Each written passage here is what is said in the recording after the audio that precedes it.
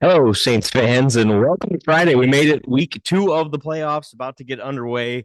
I'm doing my prep here, getting ready for Friday night football as the Saints travel to Wapsie Valley. And I thought, well, why not make a little video, give you guys a little insight on what it looks like to get prepared for one of these things, is what we do here at Saints TV as we get ready to launch into Friday night football. So let's jump right in and look at it. Your 8-1 Saints travel to 7-2 Wapsie Valley tonight at 7 o'clock. You're probably watching this on your way over, of course, with it hooked to the Bluetooth, and you're just listening if you're driving, of course. And should be a good one tonight. You know, this Wapsie Valley team comes in 7-2. They have played very well down the stretch. If we come here as part of our prep here and look at what's that schedule look like. You know, they started the year off with a loss to a Jessup team, who I believe is a 2A team. They beat Denver, who's a school bigger than them, the following week pretty handily. Went into South Winneshiek 35-14. So that's kind of the first game that sort of matters, right? That's a Class A opponent, somebody we played last week and really dominated from the start. They played out at Southwind 35-14.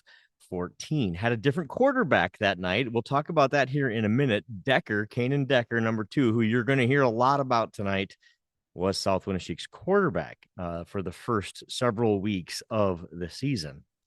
Beat North Butler, who we don't know a lot about. North Butler kind of had an up and down year. You know, they beat Nashua, shut out Nashua, North Butler did, but they lost 33-6 to Wapsie Valley.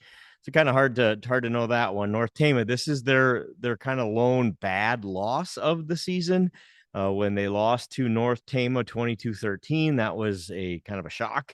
I don't think a lot of people saw that one coming. Really turned out to be kind of a mirage, maybe not really a trend. There was a lot of eyes on them after that. They played AGWSR. This is the point where the quarterback changed. It looks like, I didn't watch the film, but something like halfway through this game, they switched to Hogan at quarterback from Decker. So number 2, Kanan Decker, was the quarterback up till about halfway through this game. And then Caleb Hogan, number 16, took over those quarterback duties and has been the quarterback since. Okay, so AGWSR and BCLUW, to put it real plainly, aren't very good. They win both of those games 46-0. I don't think we learn a lot from either one of those. Then we get to 3 weeks ago when they played, 2 weeks ago, they played Nashua Plainfield, and they won that one after trailing the majority of the game. If we click in here on this, some of the things that I like to do is we look at what might be going on. You can find that box score, right? They were up 6-0 early, then they trailed 7-6, then they were down 13-6 until about 2 minutes to go. They scored a touchdown, went for 2, and got it. Hey, gutsy call there. Went for 2, got it, and they win it 14-13 over a Nashua Plainfield team that by this point had been playing a lot better, right? Nashua Plainfield, we had looked at, they're still alive. They play tonight as well.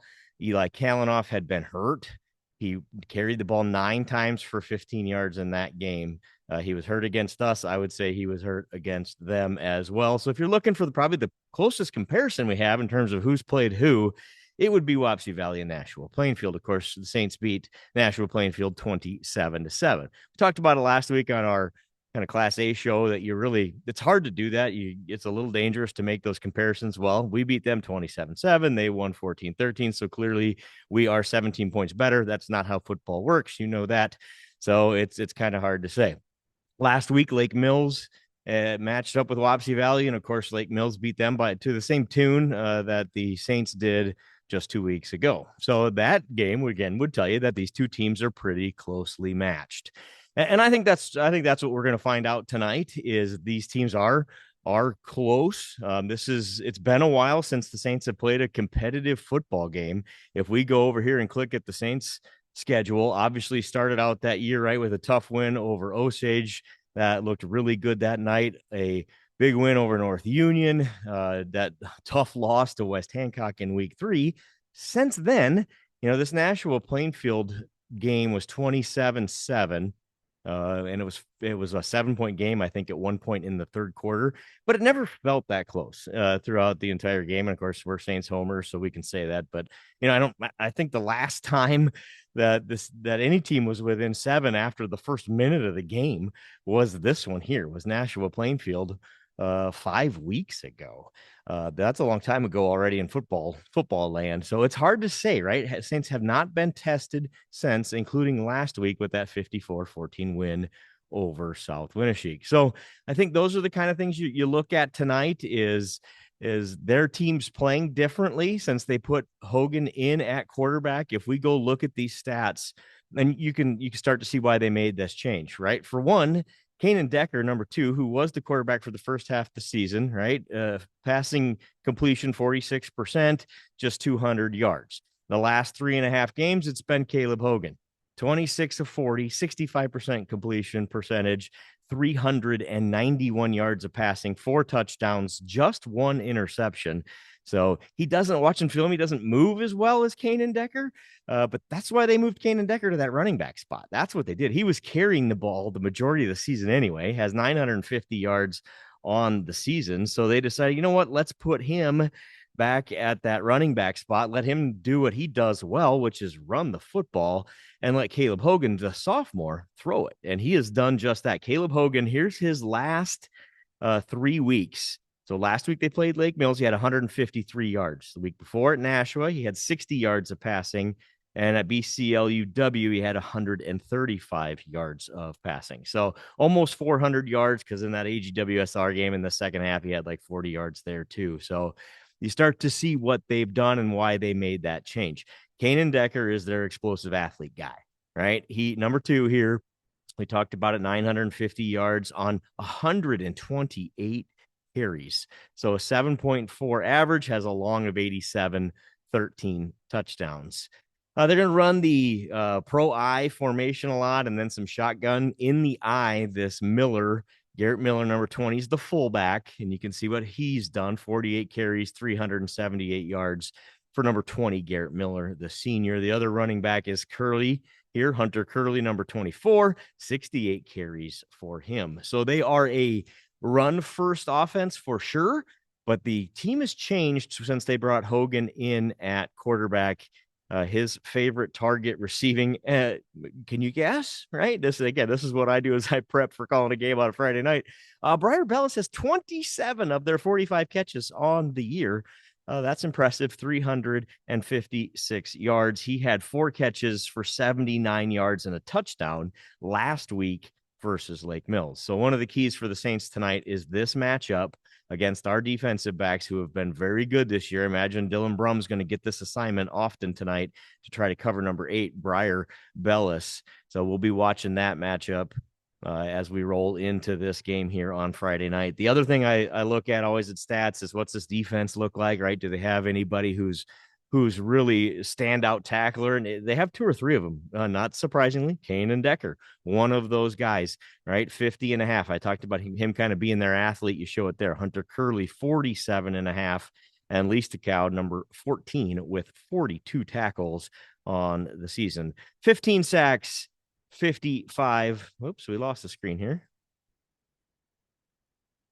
Going on with my technology. There we go. There's back. Tackles for loss, 55.5. Their district, very much like ours, very top heavy. I think Lake Mills Nashua Plainfield and them are the cream of the crop there in their district, and it fell off pretty quickly, sort of like the Saints district did as well. In the turnover department, they have 14 fumble recoveries and 10 interceptions. So they've taken the ball away 24 times in 9 football games. That's going to be a key tonight for both of these teams, is hanging on to the football. And it looks like these guys are pretty good at dislodging it and getting those turnovers.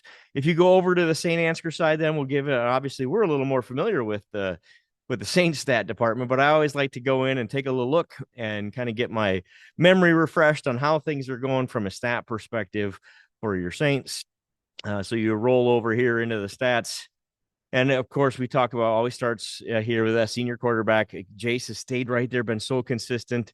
He is just 28 yards shy of 1,000-yard season here, passing wise. It's been a hot minute since the Saints have had a 1,000-yard passer. That's this trivia question tonight on the stream. When we start the stream, somebody chime in there. Who was the last 1,000+ yard passer for the Saints, and what year did it happen? That'll be one of our trivia questions tonight. I believe Schwiesau gets there tonight because I think the Saints will be tossing the football around a bit. His favorite receivers, we've talked about this, kind of made a joke of it. He doesn't have one because he's got several guys he likes to distribute the ball to. Corbin Michaels, 12 catches. Dylan Brum, 15. Had a big one last week with the touchdown. 323 yards for Dylan Brum. Connor Mullenback's dangerous there. Tyson Klein as well. One of the things we'll be watching tonight is, what does Tyson Klein look like? Is he able to go? He came out of that game last week against Southwind in the first half. He did not return. Of course, the Saints didn't need him either. So is that a precautionary thing, or is he out? We will find out here in a few hours, something that we will be watching, try to get you an update on as soon as we can once we start the stream. From a rushing perspective, we've said it all year. Corbin Michaels is just special. Very hard to tackle. 15 touchdowns, 87 carries, and 1,070 yards for Corbin Michaels. Joe Clevenger, the fullback spot there, kind of that workhorse, 6 touchdowns on almost 50 carries. Tyson Klein, 77 carries, 629 yards for him. And of course, Schwiesau will keep it, right? He's kept it 47 times officially, 286 yards and 6 touchdowns for Schwiesau. If we look defensively for the Saints, you kind of start those same highlights, right? Again, who's the kind of that 50 tackle guy? It's Corbin Michaels. So number 2 on both sides of the football tonight would be the guy to watch. 2 for Wapsie Valley, Kanan Decker, their leading tackler, their leading rusher, very dangerous athlete. He does the kick returns. He does the punt returns.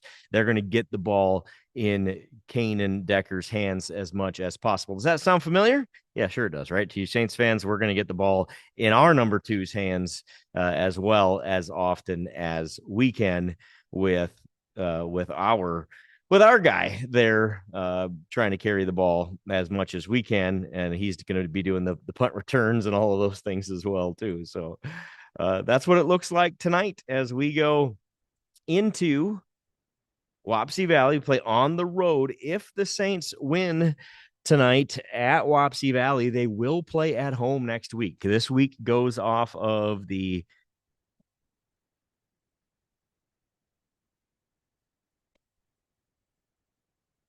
stats, and I'm trying to get my screen to come back on here, folks. This is one of the difficulties you have when you get that, apparently.